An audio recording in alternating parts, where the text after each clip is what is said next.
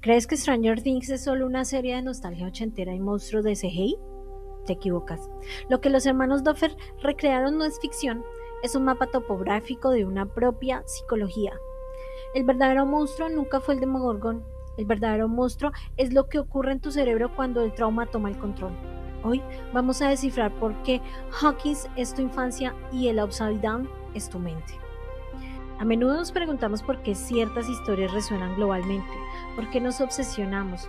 La respuesta no está en la pantalla, está en nuestra biología. Stranger Things funciona porque es un espejo. Al analizar la obra de Matt y Ross Duffer, descubrimos que no solo están homenajeando a Spielberg o a Stephen King, están codificando principios de neurociencia, psicología del desarrollo y antropología cultural. Hoy vamos a descubrir esta serie y a deconstruirla temporada a temporada, personaje a personaje, para entender cómo el miedo moldea nuestra identidad, cómo la escasez financiera en la infancia reconfigura nuestro cerebro adulto y, lo más importante, cómo podemos vencer a los Vecna que habitan en nuestro subconsciente. Y es que Stranger Things no empieza con los monstruos y los demogorgones, ¿no? Empieza con una ausencia de un niño perdido. Pero no solamente de un niño perdido, empieza con la ausencia de la creatividad, de la ilusión, de eso que perdió el sistema. El origen, los arquetipos de la nostalgia. Para entender la creación debemos entender a los creadores. Los hermanos Duffer, gemelos nacidos en el 84, no eligieron los 80 por moda, sino por seguridad psicológica. Crecieron consumiendo VHS, The Goonies, E.T., leyendo a Stephen King. Ellos entendieron algo fundamental. La década de los 80 representa el último bastión de la aventura analógica, un tiempo donde el peligro era real y la supervisión parental muy escasa. Este es el primer mensaje psicológico de la serie. Cuando algo desaparece y se rompe, ahí es cuando se empieza a romper la mente colectiva. Cuando perdemos la ilusión, cuando perdemos nuestra infancia y nuestra conexión con nuestra infancia, perdemos la conexión con nuestro mundo real. Al situar la historia aquí, eliminan la tecnología moderna que amortigua la ansiedad. Esto nos obliga a enfrentar el miedo primitivo. Culturalmente, es un homenaje al viaje del héroe de Campbell, pero psicológicamente es un retorno al útero cultural donde muchos sentimos que el mundo, aunque peligroso, tenía más sentido. El Upside Down, neurociencia del modo supervivencia. Hablemos del Upside Down. Visualmente es una copia oscura de nuestro mundo. Neurocientíficamente, este es el cerebro en modo supervivencia. Cuando experimentamos un trauma tan profundo, la amígdala secuestra el cerebro racional, la corteza prefrontal. El mundo deja de ser seguro, luz, color, y se vuelve hostil, frío y oscuro. Si empezamos a analizar todo y cuánto sucede en esta serie, tiene una raíz en la desconexión de los padres, en esa ruptura paternal que sufren los niños. Y es que la serie nos lo muestra tal cual es. En los 80 empezaron a existir las separaciones y ese es el resultado de que hoy, después de los 2000, estamos en el 2026, ya, inicios de este nuevo año, y ya las parejas no duran casadas muchos años. Los niños se crían no con sus padres biológicos, sino con diferentes figuras que cumplen con ciertas partes del rol.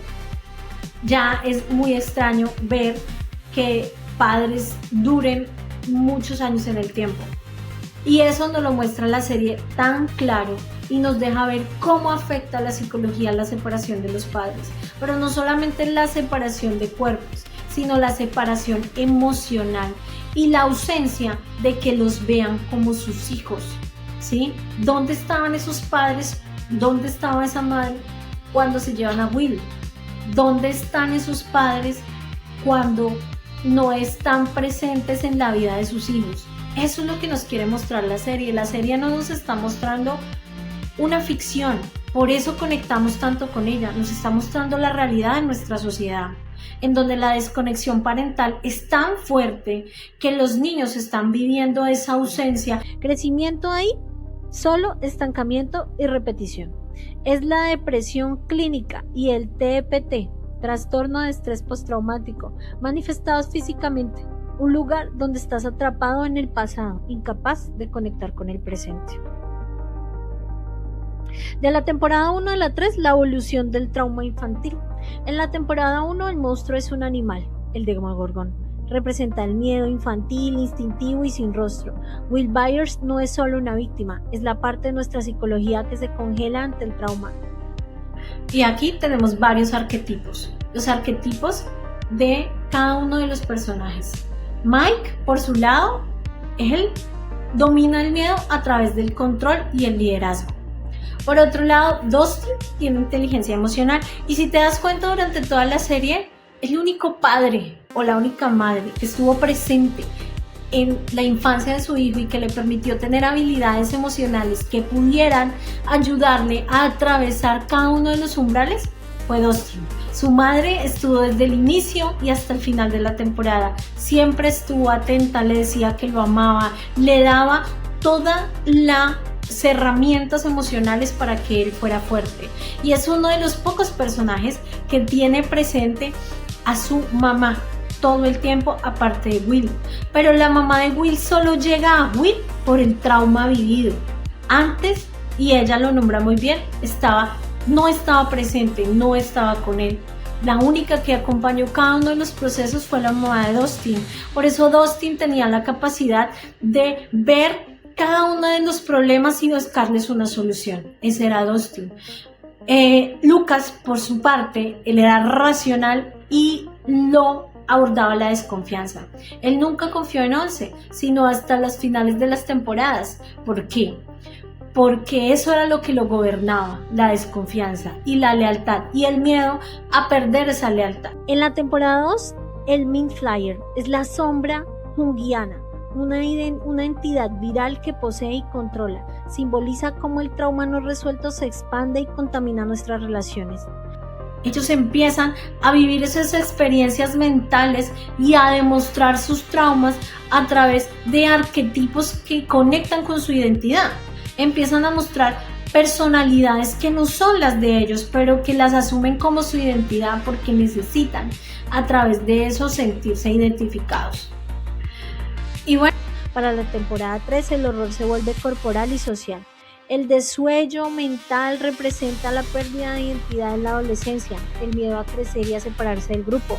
Cada temporada escala porque a medida que crecemos nuestros demonios se vuelven más complejos, pasando de miedos físicos a miedos existenciales.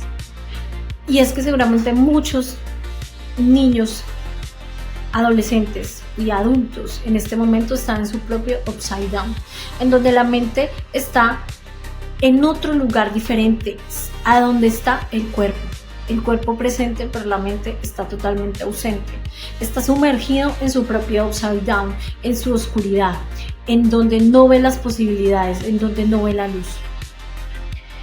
Y los arquetipos psicológicos, ¿con quién te identificas en el grupo? Cada personaje es un fragmento de la mente completa. Once es la resiliencia y la neuroplasticidad, una niña a la que le robaron el lenguaje y la infancia, pero que aprende a recablear su cerebro para proteger a otros. Mike es el ego, el líder, buscando orden y lealtad. Dustin es el pensamiento lógico, la curiosidad científica, que busca soluciones racionales al caos emocional. Pero quiero detenerme un poco en Max. Max representa la evitación y el duelo bloqueado. Su uso de la música para escapar no es capricho, es regulación emocional externa. Y Will es la memoria traumática que se niega a ser olvidada. Si ignoras a tu Will interior, el Upside Down siempre tendrá una puerta abierta en tu mente. Vecna, por su lado, al final de la temporada, nos deja ver su trauma de la infancia, pero nos deja ver también su elección. Al final de la temporada, él eligió. Y eso es el libre albedrío. El libre albedrío no se trata del bien y del mal. El libre albedrío se trata de escoger quién decides ser, qué versión decides tomar para ti. Y Vecna lo dijo muy claramente en la serie. Al final, él decidió aferrarse a esa sombra. Por más de que tuvo un trauma en la infancia, él decidió aceptarlo, a diferencia de Once, que Once también tuvo un trauma, también tuvo afectaciones emocionales muy fuertes en su infancia, pero ella decidió y eligió una versión diferente. Eligió ver la luz en otros eligió ver a quienes la veían, a quienes la amaban, mientras que Vecna eligió solamente la venganza ante lo externo. Pero la escasez es como el monstruo invisible. Aquí entra un concepto fascinante. Observemos a los Byers. Joyce y Jonathan viven en constante tensión financiera. Estudios demuestran que la pobreza en la infancia afecta al desarrollo del cerebro igual que un trauma físico. Genera una mentalidad de escasez. Cuando vives preocupado por la supervivencia, el dinero, la comida, el techo, tu ancho de banda cognitivo disminuye. El monstruo para Joyce no es solamente el Demogorgón, es perder la casa, es no poder proteger a sus hijos. Esta ansiedad financiera crónica activa los mismos circuitos de dolor que el ataque de un depredador. En la vida adulta esto se traduce a una aversión al riesgo o a decisiones impulsivas. Stranger Things nos muestra que a veces el verdadero horror es la impotencia de no tener recursos para defender a quien amas. Joyce es un personaje clave dentro de toda la serie. Ella es la que representa la fuerza de una madre y la conexión emocional que tiene una madre con su hijo. Y es que Joyce nunca se rindió, así dijeran que estaba loca, así le dijeran que estaba perdida, que ya el niño se había perdido. Ella nunca se rindió y en todas las temporadas nunca se rindió para que su hijo se encontrara y saliera del trance del Upside Down, saliera de ese estado de conciencia en donde la hipersensibilidad de Will lo llevó a querer salir de su realidad. Y por último, en la temporada 4, Vecna, la voz de la vergüenza. Llegamos a la pieza maestra, Vecna. Vecna no es un animal, fue humano. Él representa el trauma transgeneracional y la voz interna de la vergüenza. Fíjense aquí, él ataca, y a los que ataca es porque tienen culpa, los que guardan secretos dolorosos. Vecna, en ese pensamiento intrusivo que te dice no eres suficiente, es tu culpa, deberías haber muerto tú. Es la depresión mayor personificada, se alimenta de tu dolor pasado, su demonio es la mente. El Vecna ya no es una criatura, es una identidad, es una forma de ver la vida. Representa el resultado final de una mente que decidió. Vecna decidió interpretar el dolor como traición. Y él convirtió el sufrimiento en una ideología. El sufrimiento se convirtió en su propia identidad. Y es que existen muchas personas que integran en su identidad el sufrimiento. Y se convierte en una parte de ellos, no en una experiencia vivida, sino en parte de su propia identidad. Pero no podemos dejar a un personaje por fuera muy importante, y es Max. Max estaba en desconexión. Ella vivía un duelo y fue la pérdida de la relación de sus padres, la separación. Cuando Max escapa corriendo hacia sus amigos, no está huyendo de un monstruo, está eligiendo la vida sobre el suicidio psicológico, está reescribiendo sus vías neuronales hacia la conexión social, que es el antídoto evolutivo más potente contra el trauma. Stranger Things termina siendo una tesis sobre la condición humana.